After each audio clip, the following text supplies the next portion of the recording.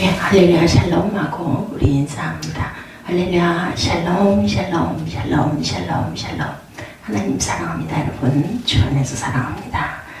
오늘 열왕기 15장 유다왕 아사리아부터 시작을 해서 여러 왕들이 나타나죠. 여섯 왕이 나타납니다. 1절부터 7절 사이에는 아사리아, 그리고 2절부터 16절 사이에는 스가랴 왕, 그리고 17절부터 22절까지는 무나헴, 23절부터 31절까지는 부가히야, 그리고 32절부터 38절까지는 요담 왕들이 나타나서 여섯 왕이 기록되어 있습니다. 열왕기 15장은 북이스라엘의 왕, 남유다의 두 왕, 그리고 복잡한 역사를 기록하고 있는데, 간단하게 보면 남유다의 오시아라고 불리는 아사리아라는 왕은 52년간 왕이 있었습니다. 여호와께서 그를 문둥병자로 만드셔서 그 아들 요담이 대신 석정하게 되고 그는 별풍이 거였다는 내용이 1절부터 7절까지 나타나 있죠. 이어서 북이스라엘에 대해서 말씀하시고 계십니다. 스가랴는 6개월간 왕위에 있다가 살룸의 반역으로 말미암아 죽습니다. 살룸은 한 달간 치리하다가 무나헴의 반역으로 죽죠. 또 이어서 왕이 된 무나헴은 10년을 치리하였는데 아수르가 침공하자 하나님께 도움을 구하지 않고 조공을 바쳐서 겨우 어려움을 면하였다라는 내용입니다. 무나헴의 아들 부가히야는 2년간 왕 노릇하다가 반역으로 말미암아 죽고, 반역해서 부가히야의 뒤를 이어 왕이 된 베가라는 왕은 20년간 왕 노릇을 하고, 그 다음 북이스라엘의 왕은 호세아였다. 이렇게 8절에서 31절까지 또 나타나 있습니다. 다시 남유다의 이야기로 돌아가서 요담 왕이 16년간 왕 노릇을 했다는 내용이 32절부터 38절까지 나타나 있죠. 남유다와 북이스라엘의 왕들의 사적의 기록들은 늘 같은 표현으로 요약한 것을 엿볼 수가 있는데, 남유다에 대해서는 아사랴가 그 부친 아마샤의 모든 행위대로 야훼 보시기에 정직히 행하였으나 오직 산당을 제거하지 아니하였으므로 백성이 오히려 산당에서 제사를 드리며 분향하였다. 이렇게 말씀하시죠. 이어서 왕이 된 요담 역시 같은 말씀으로 요약하고 있습니다. 34, 5절에 산당이란 문제에서는 벗어나지를 못하고 있었다. 또한 북이스라엘에 대해서는 열조의 행위대로 야훼 보시기에 악을 행해서 이스라엘로 범죄케 한 느밧의 아들 여로보암의 죄에서 떠나지 아니한지라라는 9절의 말씀이 18절, 24절, 28절에 되풀이되고 있습니다. 그리고 저와 여러분들은 이 말씀들이 15장 내에서 뿐만 아니라 열왕기의 다른 말씀에서도 수없이 되풀이된 것을 우리가 열왕기 상하를 쭉 보면서 발견하게 됩니다.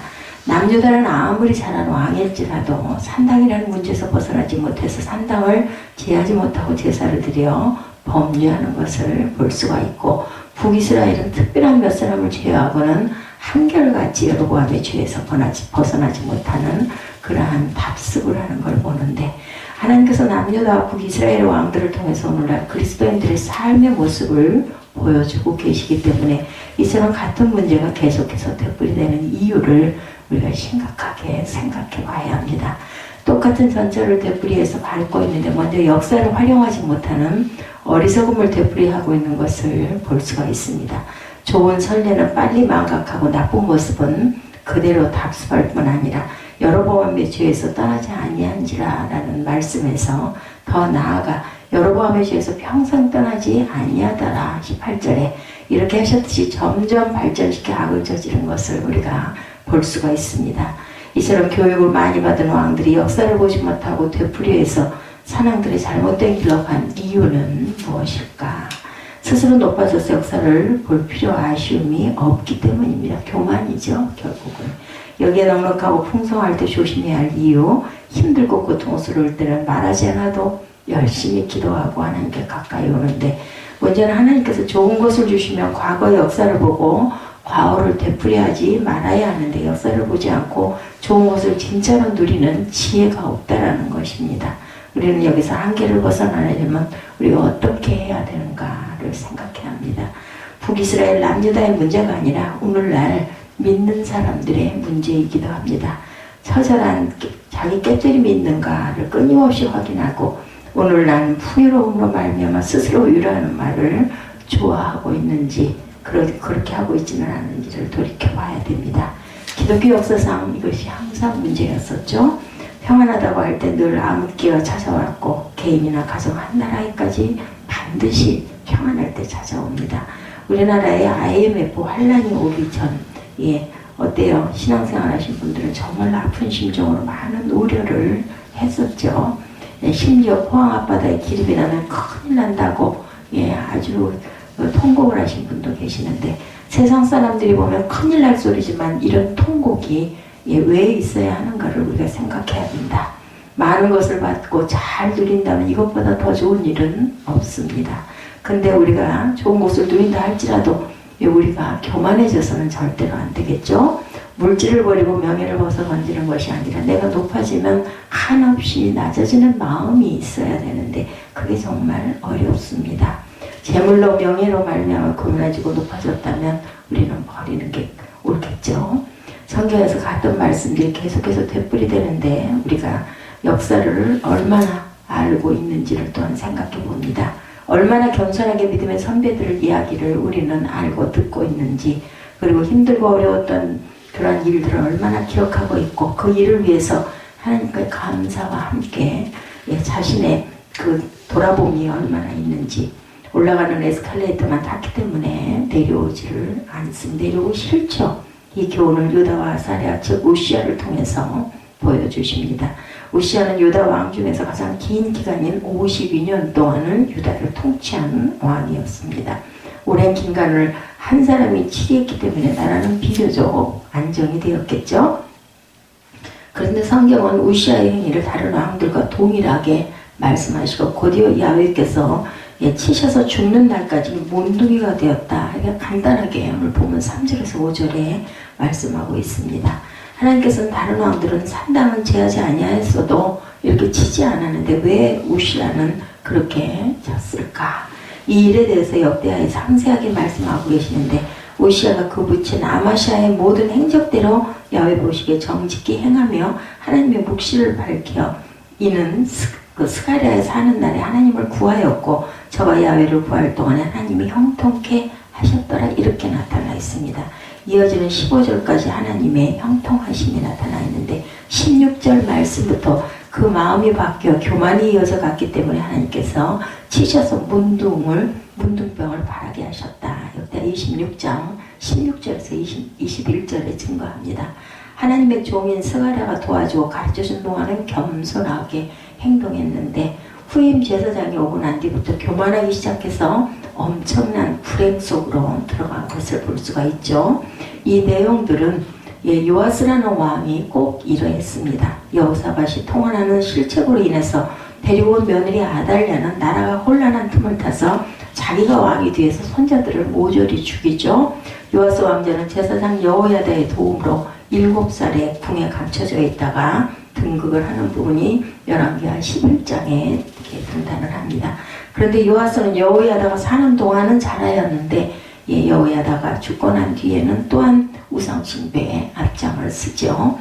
성경에서 요아스가 위에 나갈 때 나이 7세라 예루살렘에서 40년을 치리하니라 그 모친의 이름은 시비아라 부엘세바 사람이더라 이렇게 증거되어 있습니다. 제사장 여호야다가 세상 사는 날 동안 요아스가 어찌하여서 여호와의 보시기에 정직히 행하였으며 라고 말씀하였는데 역대 26장 5절과 똑같은 말씀입니다. 두 왕 모두 자기를 지도하신 어린이신 제사장이 돌아가신 후에 곧바로 잘못된 길로 들어갑니다. 우시야는 요아스의 이런 행적들을 알고 있었을 텐데 어째서 이런 어리석은 일을 되풀이했을까? 우리가 잘 될 때 교만해지는 한계를 극복하지 못하였기 때문이다라는 것을 알 수가 있습니다. 오늘 이 말씀을 보면서 하나님께서 저와 여러분들에게 하시는 말씀, 어제보다 나은 오늘을 보내고 있는지, 혹 다른 사람들이 세상적으로, 신앙적으로 저와 여러분들을 귀하게 생각하고 있는지, 그럴 때는 우리 낮아져야 된다. 스스로 낮아졌는지를 계속해서 또 확인해야 한다는 거죠. 이것이 사는 길이고 세속적으로 말한다면 복을 누리는 길입니다. 하나님께서 여러분에게 주시는 좋은 것을 계속해서 누릴 수 있는 길은 한 길밖에 없다는 것을 잊지 마십시오. 잘 되는 것을 담을 넘을 수 있는 그릇을 준비해야 됩니다. 이것을 준비하지 못하면 요아스나 우시아처럼 무너질 수밖에 없다. 여러 역사의 교훈을 통해서 우리가 배웁니다. 교회 역시 교회 역사를 통해서 배울 것이 정말 많은데 하나님께서 많은 입을 가지고도 감사할 수 없을 정도로 많은 은혜를 우리 교회들에게 주셨죠. 이 모든 것을 가불러 주셨다는 것을 우리가 꼭 알아야 되겠다. 교회마다 바른 교회, 바른 성도가 되기를 원하지만 세상적으로 좋아지면 교만함이 드러나는 것을 볼 수 있는데 하나님께서 주시는 것을 담을 수 있는 그릇이 준비되어야 한다. 신앙적인 직분, 세상적인 부나 건강도 잘 누리기만 하면 하나님의 은사이므로 그것을 담을 수 있는 그릇을 준비해야 합니다. 하나님께서 여러분이 많은 것을 누리기 원하심으로 누차 교육을 시키시죠. 그러나 끝까지 회복하지 않으면 어쩔 수 없이 회수하신다라는 것을 잊지 말아야 되겠다. 회수해서 겸손한 모습으로 하나님 앞에 나오는 것을 가지고 있으면 교만함보다는 훨씬 낫다는 것을 하나님께서는 아시기 때문이죠. 하나님께서 모세를 통해서 말씀하시죠. 신명기는 이스라엘 민족이 광야에서 삶을 끝낸 후 가나안 땅을 눈앞에 두고 모세가 모압에서 유언적으로 한 말들을 기록한 내용들인데 하나님께서 잊어버릴까 두렵다는 말씀을 하시면서 내가 만일 내 하나님 야훼를 잊어버리고 다른 신들을 쫓아 그들을 섬기며 그들에게 절하면 내가 너희에게 증거하노니 너희가 정령이 멸망할 것이라. 야훼께서 너희 앞에서 멸망시키신 민족을 같이 너희도 멸망하리니 이는 너희가 너희 하나님 야훼의 소리를 청종치 아니함이라고 신명기 8장 19절 20절에 증거하고 있습니다. 이스라엘 사람들은 신명기를 모두 외웁니다. 유대인들은. 그런데 왜 그들이 역사를 공부하지 못했을까 하는 것이 오늘의 문제입니다. 시대를 관통하는 진리가 끊임없이 이스라엘의 입에서 노래되므로 하나님께서 가르쳐 주시지 않으신 채 치신 것이 아니죠. 그리고 오늘 다시 하나님께서 여러분에게 좋아질 때 하나님을 잊어버릴까 염려된다고 말씀하십니다. 하나님께서 이스라엘 백성들을 출애굽시킬 때 보호하시고 많은 것들을 공급해 주셨죠. 먹을 것, 입을 것, 그죠? 이 모든 것들을 공급해 주셨습니다. 출애굽이라는 환란이 있었다는 것이고 어려움에서 보호해 주셨고 결핍이 있었기 때문에 공급을 하셨습니다. 하나님께서 그들을 왜 그렇게 구원의 보호의 공급의 대상이 되게 하셨을까? 또한 이것도 생각해 봐야 되겠죠. 이때 위험했으므로 하나님께서 보호해 주셨고 결핍 속에서 공급해 주셨고 환란 가운데 구원시켜 주셨다는 것을 알게 하기 위해서 낮추셨다는 거죠. 근데 사람들은 공급받고 보호받아서 높아진 것만 알고 이전에 자신을 알지 못하기 때문에 낮추셨다라는 말씀을 합니다. 이것을 내 열조도 알지 못하던 만나를 광야에서 내게 먹이셨나니 이는 다 너를 낮추시며 하고 말씀하셨고 이어서 너를 시험하사 마침내 복을 주려 하셨습니다 라고 말씀하죠. 낮추었다가 공급해 주시면서 담을 그릇이 준비되었나를 보신다라는 겁니다. 예, 저와 여러분 나다늘세 메네 되게 우바르신이라는 말 여러분들 기억하시죠? 다니엘 5장 25절 말씀입니다. 하나님께서 정하신 기준에 이방 왕이 도달할 것인지를 재어보고 또 재어보아도 한 년 미달이기 때문에 폐기 처분하셨다라는 것인데 환난과 구원, 위험과 보호, 결핍과 공급을 함께 주시면서 시험하신 것입니다. 그래서 그릇이 다 준비되어 모든 시험에 통과하면 복을 주시겠다. 이렇게 말씀하시죠. 이것이 하나님의 의도입니다. 쓸데없이 이스라엘 사람들은 에집트에서 환난당하게 하신 것이 아니라 진짜 복을 주시기 위해서 하나님께서 시험하셨다는 겁니다.